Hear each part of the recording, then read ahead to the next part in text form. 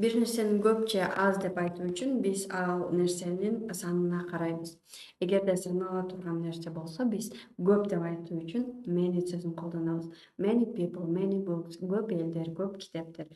Эгерде ал нерсе саналбай турган болсо, анда биз much сөзүн колдонобуз. Көп деп айтуу үчүн much time, much money, much water. Көп убакыт, көп акча, көп суу. Эгерде аз деп айтуу үчүн биз few жана little сөздөрүн колдонобуз. Эгерде ал сөз санала турган болсо, анда биз few деп айтабыз. Few days мисалы, аз күн. Эгерде саналбай турган болсо, анда биз little деп айтабыз. Little time, little water, аз суу, аз убакыт деп. Much деген саноого болбогон учурда, көп деген many деген көп дегенди билдирет, саноого болгон учурда колдонулат. Мисалы much time, much money, much people, many days.